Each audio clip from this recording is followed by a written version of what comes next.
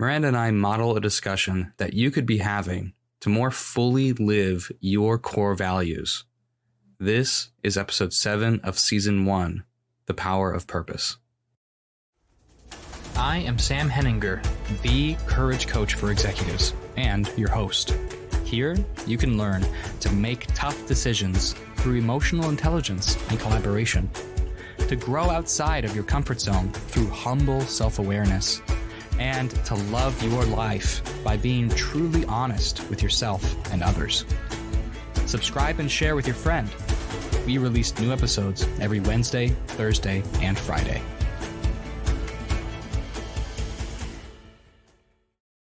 Grace and adaptability.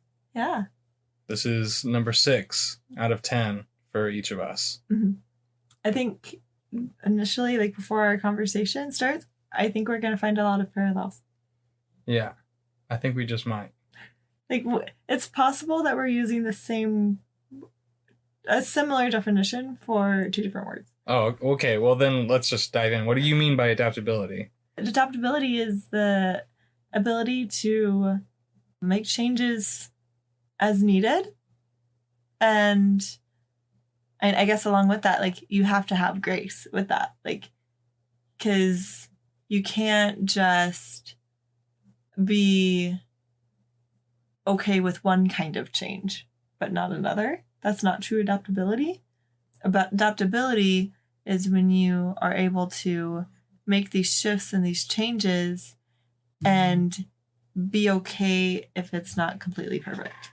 Dive deeper into how you see that being related to grace. Well, I guess maybe not the same the same definition or some other definitions of the two different words. You have to have grace in order to have adaptability. Without grace, you can't have adaptability. When I was doing the exercise, which again, everyone listening, I encourage you to go back to the first episode in this season to do the exercise yourself, do it with your spouse or one of your buddies, someone that you work closely with. When I was going through the word bank of values, grace stood out to me as a catchword for something else that is really important to me. And that word is magnanimity. Okay. And it's as cool a word as it is hard to say. Okay. But magnanimity is essentially, you can think of it as the generosity of a king. The generosity in resources, in understanding, leeway sometimes, giving the benefit of the doubt, the graciousness of that, especially towards someone that you don't stand necessarily to benefit from giving them that treatment. Meaning in all cases. Yeah. Just choosing to be generous and gracious, that's why I chose the word, to everyone, even in the most extreme case. That to me is very important, because while I do have a lot of ambitions, we're going to be growing this thing bigger than we can probably imagine right now, and into bigger and greater things as we grow ourselves and get more people involved. The choice to remain generous and patient and forgiving and understanding, all of these things are wrapped up in grace for me. Not least of which because I feel that in my relationship with God. That's the prime example for me of grace. But putting it in my own life and exercising that, practicing that, comes down to those words, magnanimity, things like that. Yeah.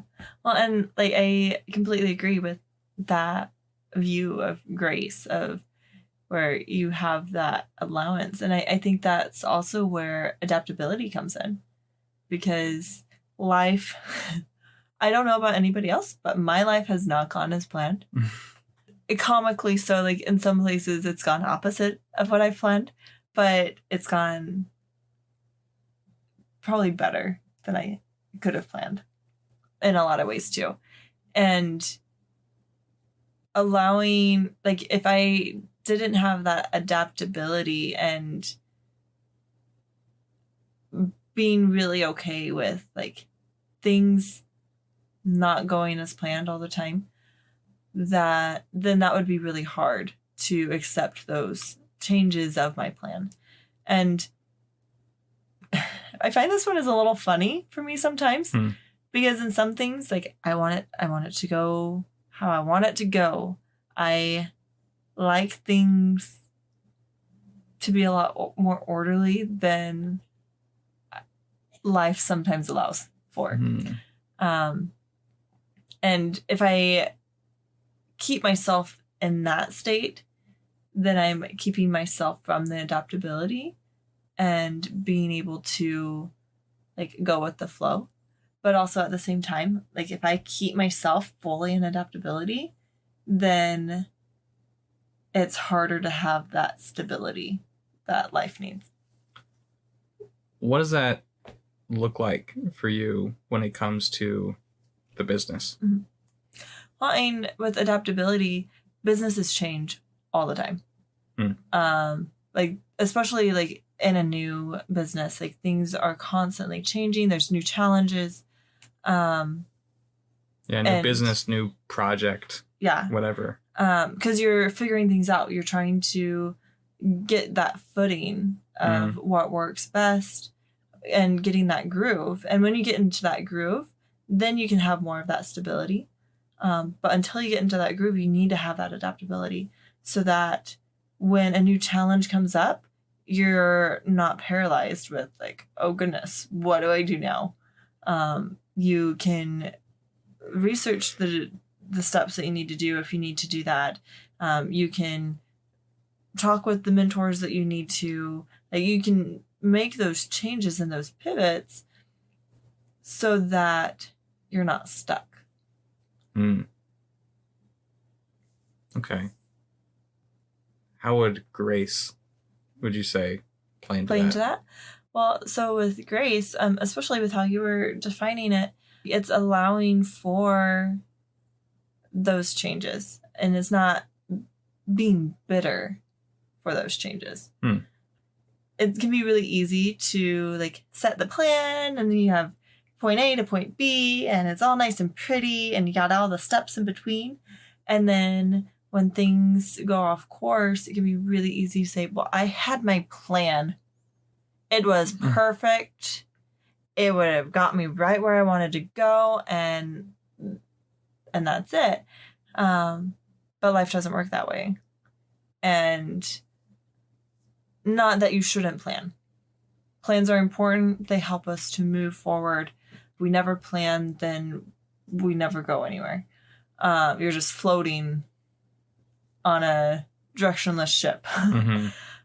One thing I've observed and have done a lot to steer away from myself as much as I can is with small business owners or anybody in a leadership position.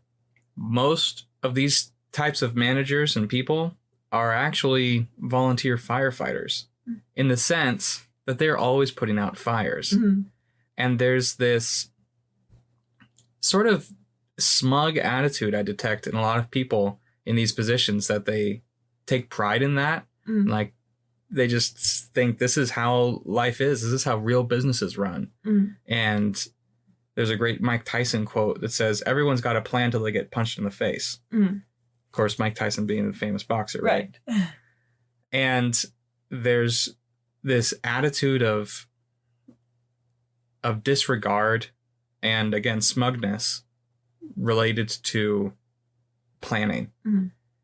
People are about 50-50 in terms of preferences between let's just get going and figure it out along the way versus park it for a minute, please. Let's just think about this before we go. And in some instances, you can get plenty of extremes, right? Depending on the industry, the kind of work, because look, if you are in, say, the medical field or any sort of other thing where lives are at stake. Yeah, lives are at stake. lives are at stake, then you're going to need to really plan things out and set things straight before you get moving too far. On the other hand, adaptability is important to have. What I'm driving at is, tell me more about how you think we can get the best of both without criticizing the other approach. Well, and I think that's where grace comes in. Okay. Because you have to give the benefit of the doubt. You have to say, okay, this is the thing that I wanted to happen, and this is what is happening, and this is how it's changing. And looking for those silver linings, saying, okay, well, how is this scenario getting me to my point B? Is it still getting me to where I want to be? Has where I want to be changed? And if so, like, what do I need to change to? How can I use this scenario to assist me in whatever scenario I want to be? If I want to move to point C, that's okay, unless you keep flip-flopping between where you want to go. If you always are changing where you want to go, it doesn't matter where you go, because you're never going to get where you want to be. You do need to have something solid to move towards, but there are instances where you're moving towards something, and as you get closer, you realize that that's not actually where you want to be. I mean, you hear countless stories of people in college who they go through their whole degree and then they get out into the workforce and they hate it.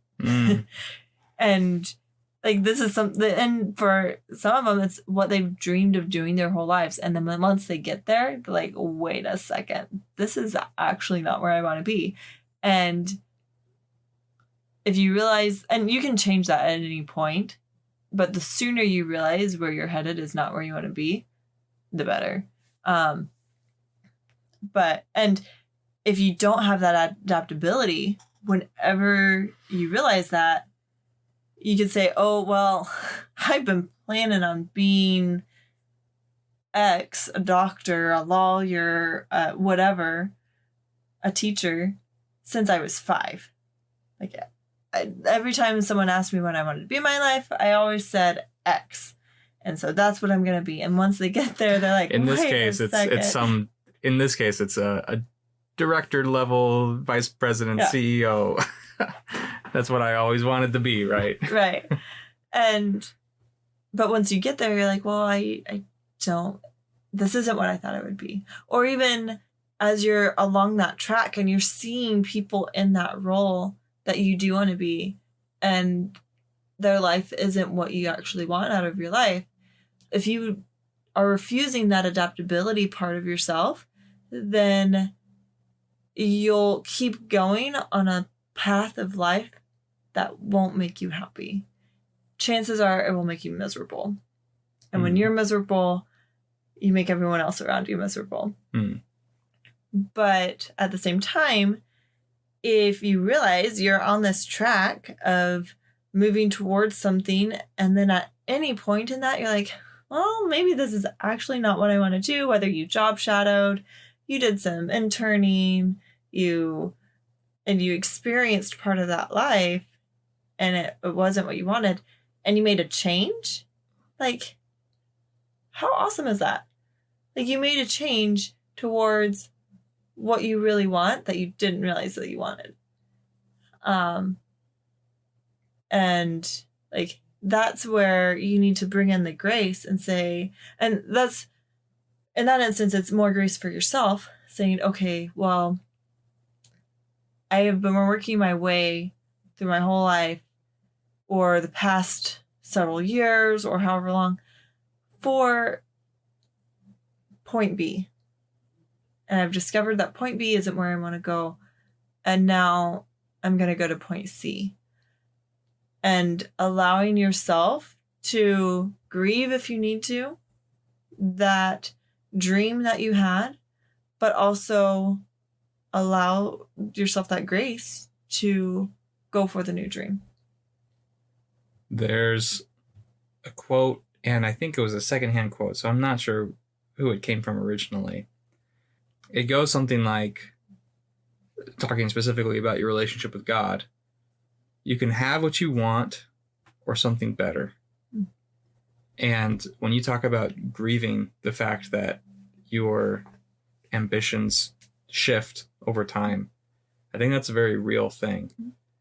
And for me, it's been a big challenge, especially these past couple of years, of figuring out, here are my ambitions, here are my desires, here are my skills, my accomplishments. It all adds up to where I want to go. And as I hacked away, marched forward towards that, it's gone back and forth on what the area of focus is. I've always been extremely careful to navigate around the feeling of, am I quitting? Am I giving up on this if I change? And when I think about that, I think about anybody in a professional situation where you're coming up on a pivot in what you're doing, a change. This is a really big topic in the business world, corporate world. What's worked for me best is reflecting and finding that common thread of the values. I mean, we're talking about them now. Yeah. The common, deepest, purest, strongest thread of what matters most to you and how you've brought that more into your life and into the world, and seeing how that would connect to the next steps that you're narrowing down. That has helped me see, it's helped me turn experiences that in one way you could say, well, he didn't make it, he failed. It's turned it into a stepping stone. And I think being able to take the time and respond to that reality that you might be experiencing, being adaptable to it, and then reacting with grace, that gives you then the leverage to make the most of your next step instead of languishing in the fact that you didn't get where you thought you wanted to, or once you got there, it wasn't what you were thinking or hoping it would be. Yeah. Well, and then on the other side of that, you also still need to have grace for other people, because our lives are not in a bubble or a vacuum, on however you want to term it. We live and breathe and work and everything with other people. We aren't solitary. And choices that other people make affect us and our plans. And we need to allow for that grace for them to have their agency, for them to have their choices and follow their own plans. Not that you say, okay, well, your plan is more important than my plan. Like, that's not a healthy way to have a relationship. But it's allowing for, like, if it's a close relationship, it's finding ways to intertwine those plans and allowing those plans to support one another versus pulling apart. Because if you're in a relationship and you want that relationship to last, whether it's a marriage, a relationship with another family member, a good friend, a coworker, a business partner, whatever that relationship is, if you want that relationship to last, your plans, your desires, your values, your goals need to support one another. Because if they are going in opposite directions, or even not even opposite directions, but two different directions, even if they're like closely related, over time you're going to end up in two different places. I like the analogy of like the gate hinge, or even like airplane flying, where you change it by just incrementally by a couple degrees, and the end point is vastly different than that slight change at the beginning. I agree. I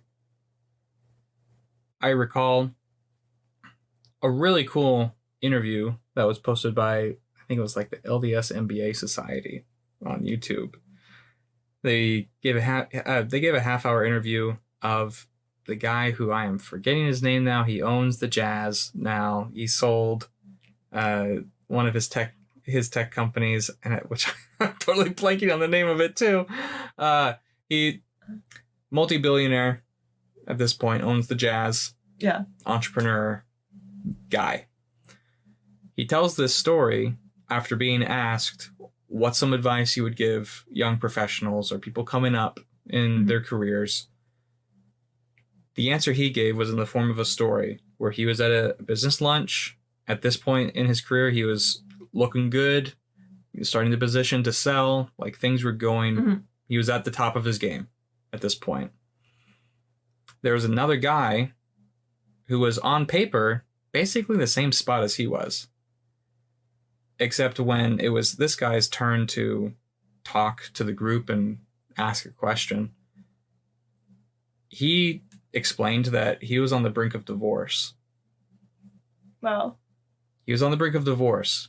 And what this guy being interviewed took away from that experience of seeing essentially a peer be in a totally different spot in life, despite the success.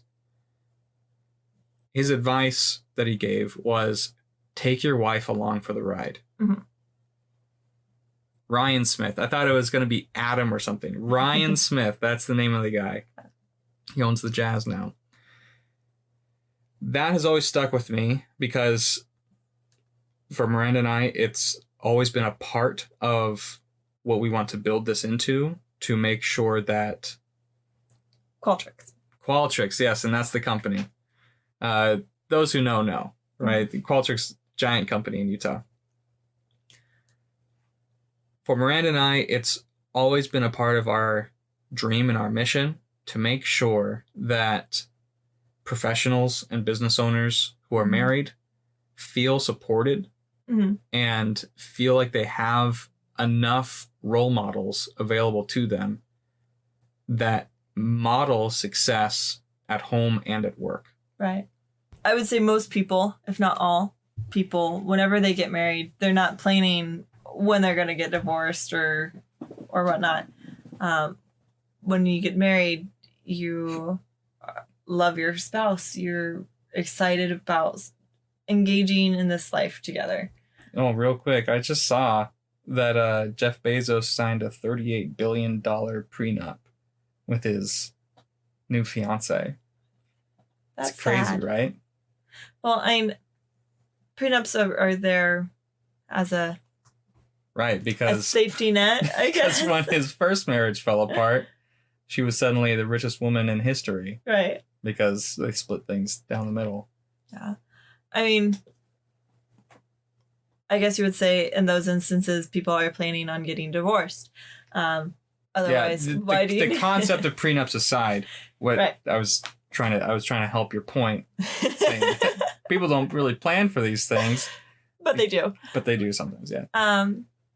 It costs them. Yeah, but like personally, like when we got married and we didn't have anything, but like if someone were to say, "Hey, I want you to sign this prenup before we get married," like I would feel hurt and wonder, like, how long are you wanting this to be? Like, all of that comes down to your understanding and beliefs around marriage, right? And the fact that Jeff Bezos was the richest man in the world, that seems like boilerplate at that point. If you're gonna get married to the richest man in the world.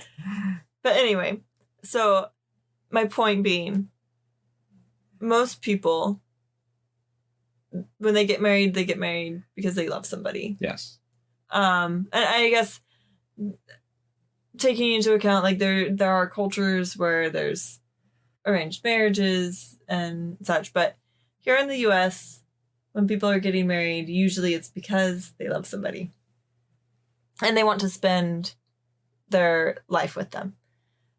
And we want people and to be able to have that, and for their relationships to be able to grow beyond what it was in the beginning, because there's so much richness and value that can come to one's life through their spouse. I bring all that up to bring it back to this idea that I've had to adapt as things have progressed. For whatever reason right now, the angle that we were originally going with, or I've pivoted this way and that, it's not what's working for us. And so we are adapting to what people really need from us. Right. And when I hear people use the phrase, give myself grace, I don't really agree with that phrasing. I think grace is there, and it's us allowing ourselves to receive it. Allow myself the grace that's there, instead of giving myself grace. So allowing myself grace to make those changes without beating myself up too hard. There's a lot of processing that goes along with that. And here we're talking about like a pivot in approach, basically. But the mission is the same. Take that for how it applies to you. Because there are going to be things that are not working out the way you wanted them to. And it's going to take grace and adaptability to respond. Yeah. Well, and that can be in a relationship, that can be in personal beliefs and personal feelings. It could be in your business, with professional relationships, or even just how a business is being run, or the business that is coming to your business, like customers and stuff. So like that can be applied to any level of that. How does adaptability serve your higher values? Going back to my first, it was family. And like I feel like with family, you always have to be adaptable. Especially with we got young kids. With young kids, like no 2 days are the same. But there's a lot that can be the same. But you also need to be paying attention to those relationships and those needs of others in that your sphere of influence and responsibility, and say, okay, well, is the plan that we already had the plan that we need to keep, or do we need to change? Do we still need to go to this event? Do we still need to go to this play date? Do we still need to do whatever? Or do we need to stay home and nurture the relationships here within the walls of our home? Or, and that's how I see it with adaptability and family. I see adaptability fitting in with pretty much everything, because everything changes. That's life. I wish I could be more like that. I admire that. That's what I'm saying. I corrected myself just there, because we want to practice recognizing envy instead as admiration. Because envy is not useful. No. You can't take someone else's talents. You can take someone else's possessions, but not their talents. And so shifting that to admiration helps us be more intentional with the energy we put out. Yeah. Either in emulating or simply collaborating more with that person. Yeah, because we all have different values. We all have different talents. And that is so beautiful. I love that when we went through our things that they weren't the same, but they all support each other. And that's how these values and how our talents work. Like if we all were a cookie cutter of one person, we probably wouldn't like each other, because we would be too much the same. Either we would love ourselves, like love each other because we're like ourselves, or we would hate everybody because it's too similar. Because there wouldn't be any variety. There wouldn't be any beauty beyond that because everything would be the same.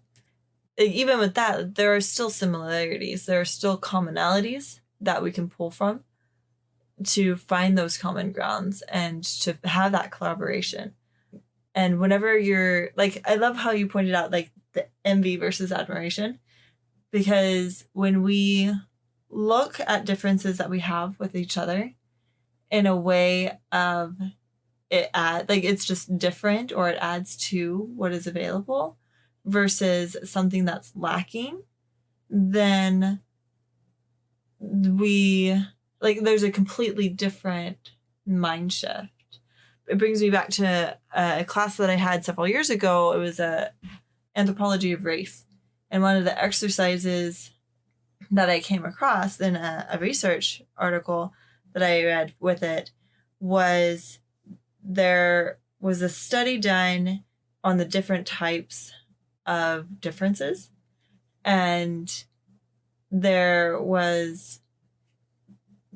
was given like these pictures to look at and told to spot the differences.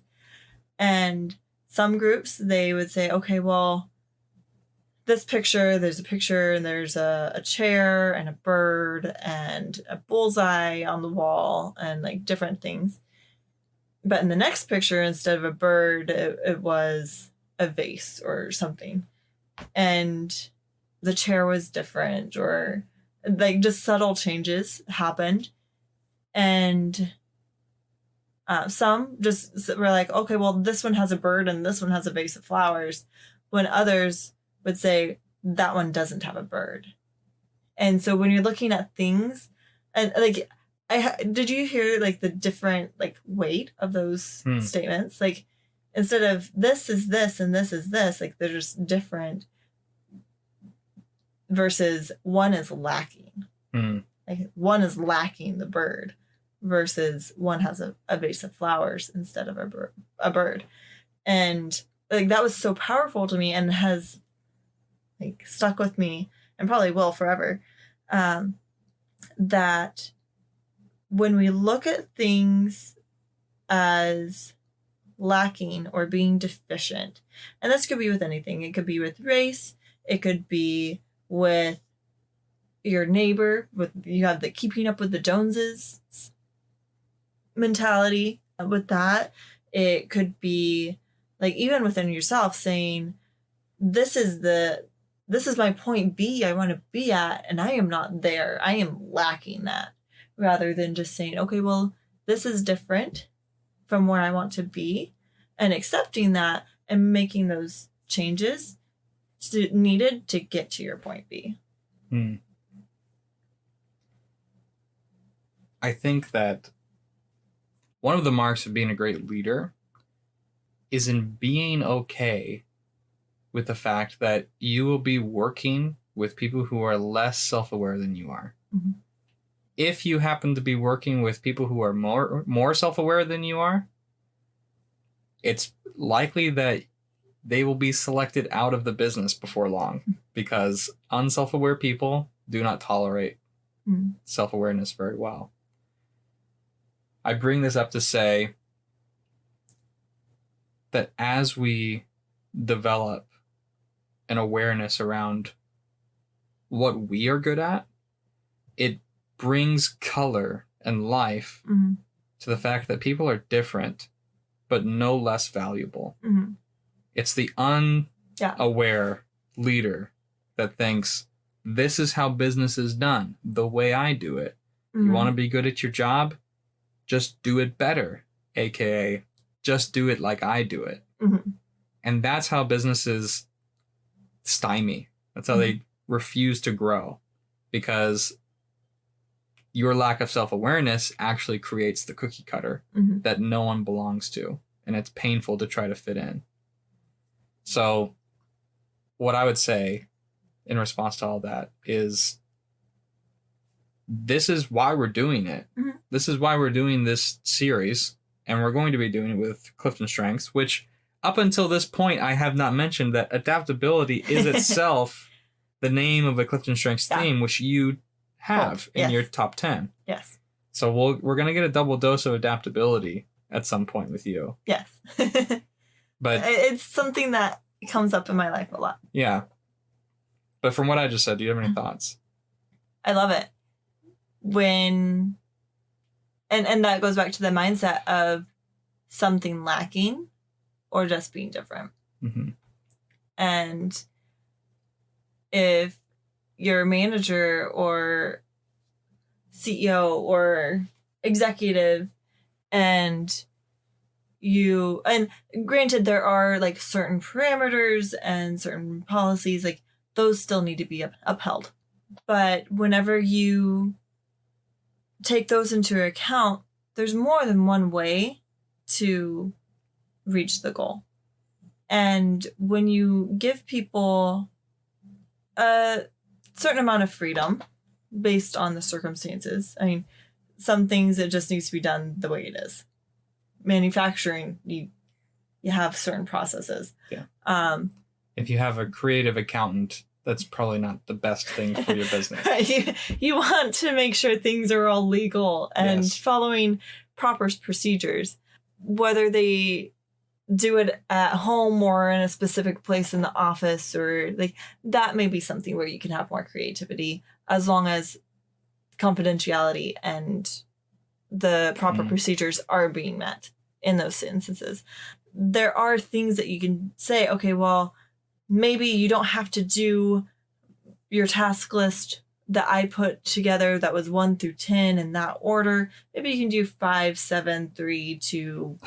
Like, sure. Like, there is different things that you can allow for that flexibility where you can make changes and allow people the choice to say, okay, well, yeah, this is everything that needs to get done. This is how my flow really works. And allowing them to have that say and be adaptable in their own way versus forcing them to do one thing after another in the way that you specifically set out.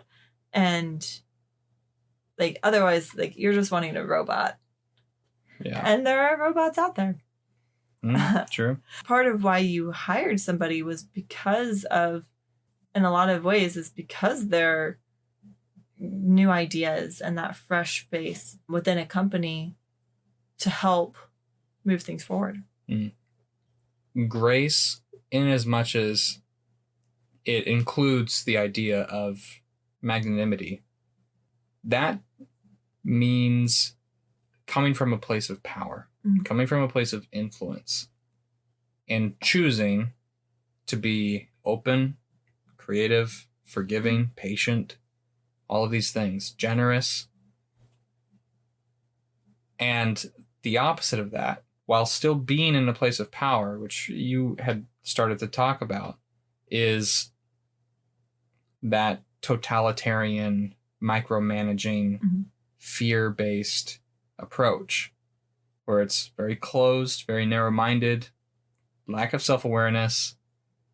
You do things a certain way because I say so kind of perspective. Whether or not it's in those words, it comes from that same realm. Well, and I would say that from the experience that I've had with managers and such, usually you have elements of that versus being completely tyrannical. Sure.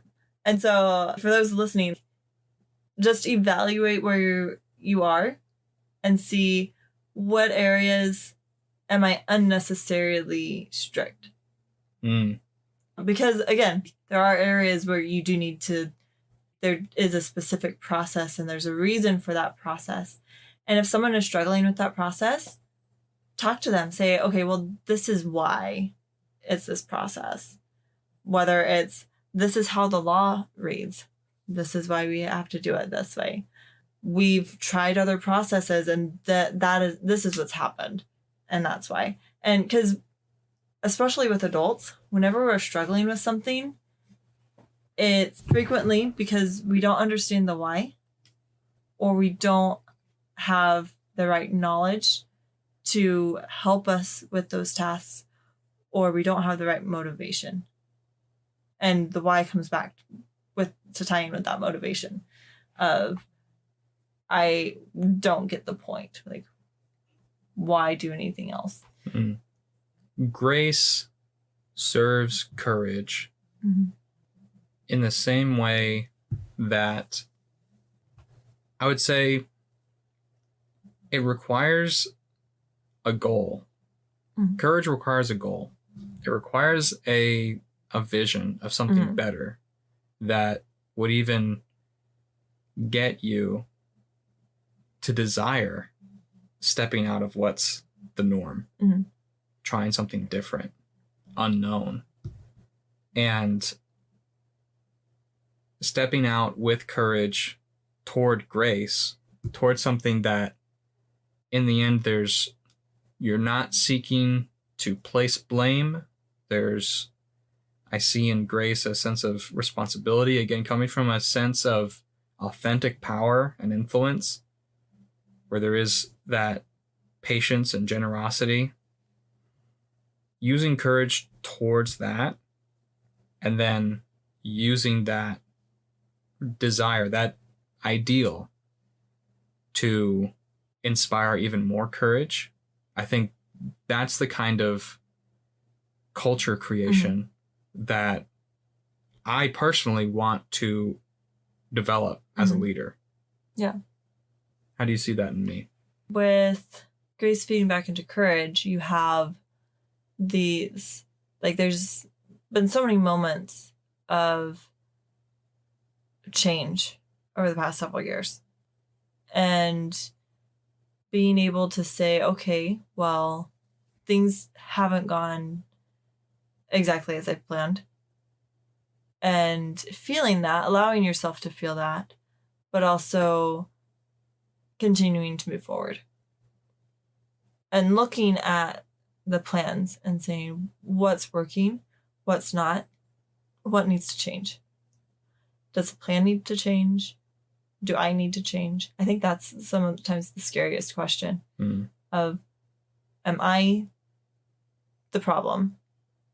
Or is the plan the problem? Or is it just not the right plan?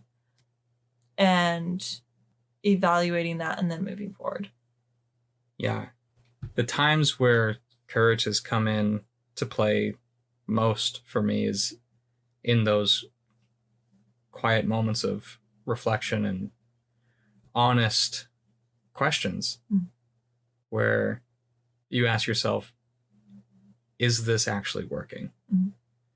And for you, dear listener, whatever that might mean, whether at home or in your career, is this actually working? What about it is? What about it isn't? Where do I lack? Am I actually doing an okay job? Maybe it's just misapplied. Maybe I just didn't handle a relationship the best way I could have now that I see it better. Or maybe it's someone else's choice. Yeah. Because even if we do things perfectly and as we should and to the best of our ability, other people still have choice. And it may just not have been right timing or their choice to say no. Right. And then the question comes, how can I accept how others affect my life while still taking full responsibility for my life? It can be easy to get caught up in the blame game. Right. And that's very natural. I mean, when you are dealing with something that's emotional, you are having the courage to actually ask important questions that bring up emotions. Well, and I think it's important to look at yourself first. The looking at others around you is the last thing that you do. And you say, okay, am I doing everything that I need to? Am I growing in the areas that I need to make this plan work? Is the plan the right plan? Is this next step? You evaluate yourself, you evaluate your plan, you evaluate others. Are you surrounding yourself with the right people?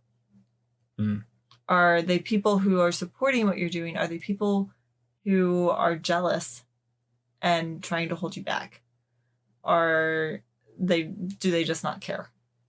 And that's the last evaluation in that. We each have our own sources of fear and self-criticism and our own blind spots. And that all depends on your personality and your life and how far you've developed psychologically, personality-wise, spiritually.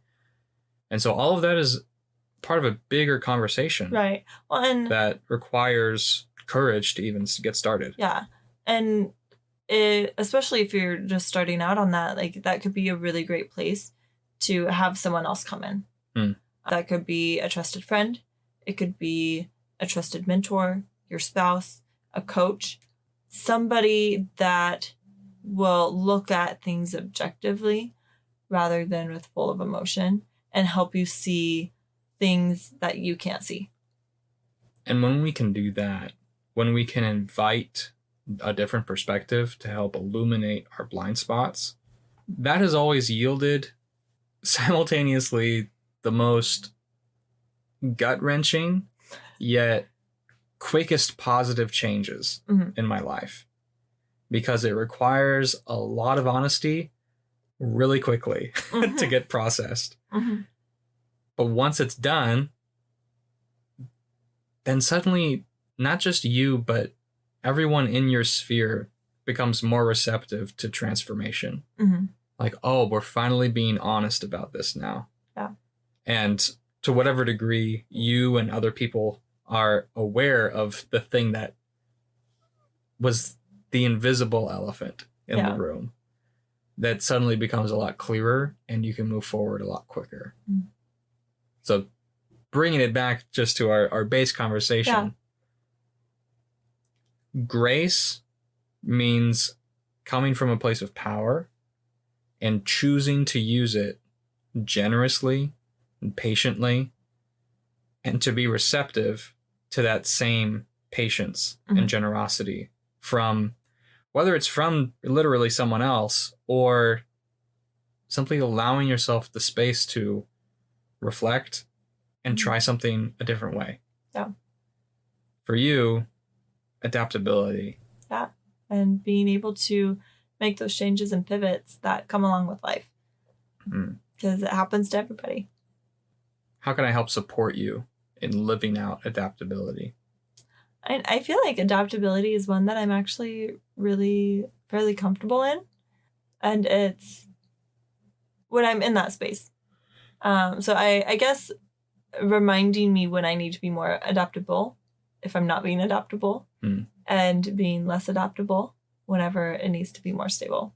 Okay, well, that's what I want to hit on, that second point, because often, again, we go back to the volunteer firefighter, where we start to take pride in the fact that we are running around like a chicken with our heads cut off, just responding to whatever is the loudest thing in our heads. Yeah. So how can I help guard against an excess of adaptability? I think the big thing is making sure, in my mind right now, I'm in the thick of little kids. Right. And so like making sure that our daily plans are there. And I really, for anything, making sure the plan is there so that we know that general course and we know what things are going to happen, roughly when they're going to happen and how they're going to happen, so that when things need to shift, we know where we need to go to get back on track. So the more stability that we can plan for in our lives, the greater adaptability can shine in your life. Yeah. Okay. Yeah. So what about with you? So how can I support grace for you? Right. While I do enjoy imagining myself as a king and with a crown and kingly armor and all that, thinking more down to earth, sometimes I need help with giving myself patience. And when I catch myself being impatient with myself, I get impatient with others. Mm. And that creates a vicious cycle where I end up giving myself even less grace because I'm not responding to my environment and to my people the way I wish I would. Mm. You helping remind me that it's okay to exercise forgiveness and patience with myself as I continue to serve others, whether at work or with our kids, with you. Yeah, you can do that. Okay. That'll about do it for today's episode. I am Sam, the Courage Coach for Executives. And I'm Miranda. And remember, it starts with you. Studies have shown that your brain's ability to successfully convert new information into knowledge that sticks with you can be multiplied 10 to 20 times when a session of learning is concluded with reflection. If you're able, please join me for a few minutes of personal integration. I will close my eyes, inhale through my nose, and exhale through my mouth. I'm thinking of the impressions I received during this episode, connecting new ideas to facts and experiences I already have, and then allowing myself to focus back to the present moment. I'm grateful to have spent this time with you. The music will play us out. Thank you for joining in the journey.